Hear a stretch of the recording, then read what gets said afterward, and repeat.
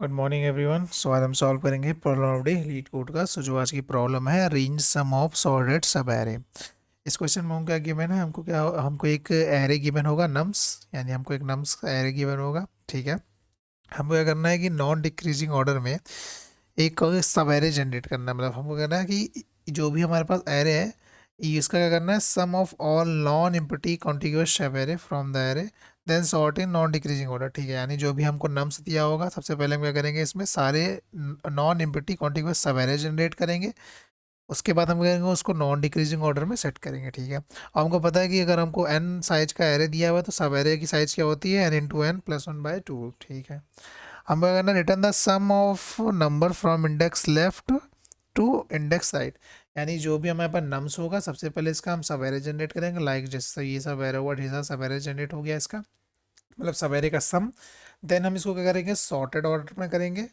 उसके बाद हम क्या करेंगे, लेफ्ट और राइट की, यानी जो भी हमारे पास सॉर्टेड एरे, जो सॉर्टेड ऑर्डर में जो सब एरे जनरेट हुआ है, इसमें हम लेफ्ट और राइट के मतलब एक रेंज का सम निकालेंगे, जो कि हमको लेफ्ट इंडेक्स दिया है और हमको राइट इंडेक्स दिया है। यानी हमको स्टार्टिंग इंडेक्स दिया है और हमको एंडिंग इंडेक्स दिया है।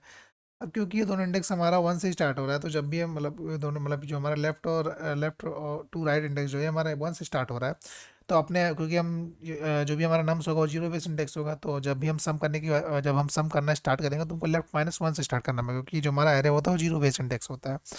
ठीक है, क्योंकि आंसर बहुत बड़ा हो सकता है तो हमको उसका मॉडल लेना पड़ेगा। ओके, हमारे पास जो है नम्स की लेंथ जो है 10 पावर 3 दी हुई है। ठीक है, 10 पावर 8 हमारा 1 सेकंड होता है, 10 power 3 10 power 3 into 10 power log 10 मतलब लॉग 10 पावर 3, तो ये approximately less than equal to 20 power 8 होगा। ठीक है, यानी इसकी एक्सपेक्टेड कॉम्प्लेक्सिटी जो भी है, जो भी हम कोई भी अप्रोच सोचे इसको इस क्वेश्चन को सॉल्व करने की, उसकी कॉम्प्लेक्सिटी क्या हो सकती है, N square log N. Okay, ठीक है। अब हम समझते हैं कि भाई एग्जाम्पल से कैसे कर रहा है, कैसे वर्क कर रहा है। तो सबसे पहले हमारा 1 2 3 4 है। ठीक है, तो सबसे पहले हमने क्या किया, वन हमारा नॉन कॉन्टिग्यूअस मतलब कॉन्टिग्यूअस सब एरे क्या था हमारा, non empty contiguous sub array one, तो वन आ गया हमारा। फिर 1 2 मिलके सम 3 आ गया। ठीक है, फिर 1 2 3 क्या आ गया, 6 आ गया हमारा। फिर ऐसे ही हम पूरा सब का सम क्या होगा, 10 आ गया। ठीक है, फिर हमारा 2 आ गया। ओके, देन उसके बाद 2 3 5 आ गया हमारे पास। फिर दिस, फिर ये हमारे पास 9 आ गया। फिर इसके बाद 3 भी आ गया। फिर 4 3 फिर 7 आ गया। फिर हमारे पास क्या आ गया, 4 आ गया। ठीक है, हम क्या करेंगे, इसके बाद हम इसको सॉर्ट कर देंगे।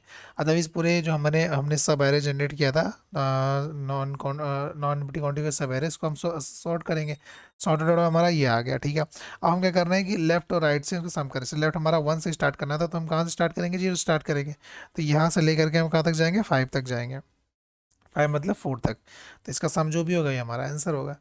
तो बेसिकली हमको कुछ नहीं करना, नम्स का सबसे पहले हमको क्या जनरेट करना है, हमको सब एरे जनरेट करना है। ठीक है, सब एरे जनरेट कर लिया। सब एरे जनरेट के बाद हमको उसको सॉर्टेड ऑर्डर में करना है। ठीक है, सॉर्टेड ऑर्डर में क्या करना है कि लेफ्ट और राइट के बीच का हमको रेंज का सम करना है।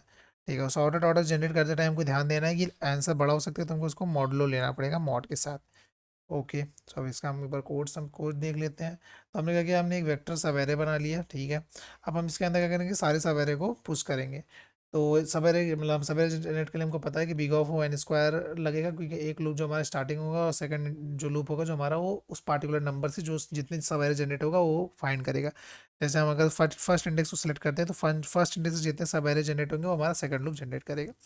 तो हम क्या कर रहे हैं, जो भी करंट सम होता है प्लस नम्स ऑफ जे करके उसका मॉड लेंगे। ऑब्वियसली बात है, क्योंकि नंबर लार्ज हो सकता है। उसके बाद मॉड लेने के बाद क्या करेंगे, उसको सवेरे सवेरे के पुश कर देंगे। तो ये पार्टिकुलर हमारा लूप क्या करेगा, ये हमारा क्या करेगा, ये ऑल सवेरे जनरेट कर देगा, ऑल सवेरे जनरेट कर देगा। ठीक है, अब हमने क्या किया, सवेरे को सॉर्ट कर दिया। ओके, सवेरे को सॉर्ट कर दिया।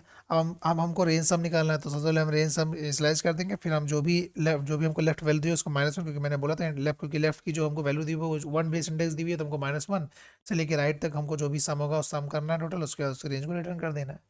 ठीक है, तो अब ऐसी कॉम्प्लेक्सिटी की बात करें, तो क्योंकि ये हमारा जो जनरेट सवेरे कर रहा है, यानी ये बिग ऑफ वो एन स्क्वायर ले रहा है। ठीक है, सॉर्टिंग की बात करें तो ये n square log n square होगा, जो कि 2 हमारा आगे आ जाएगा, तो उससे कोई मतलब नहीं है। तो यानी सॉर्टिंग का अगर प्रॉपर देखें तो एन स्क्वायर लॉग एन आ रहा है। एन स्क्वायर मतलब, क्योंकि सॉर्टिंग की जो फॉर्मूला वाला जो कोई भी सॉर्टिंग हो एन लॉग एन तो लेती है।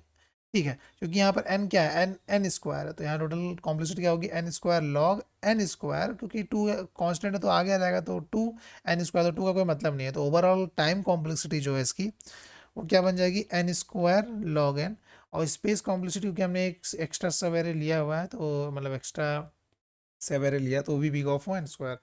क्योंकि हमारा सवेरे की जो टोटल साइज होगा वो तुम्हारा एन स्क्वायर ही बनेगा। तो बेसिकली इस पे टाइम कॉम्प्लेक्सिटी हो गई हमारे पास big of n log, sorry big of n square log log n, and space complexity हो गई भाई बिग ऑफ एन स्क्वायर।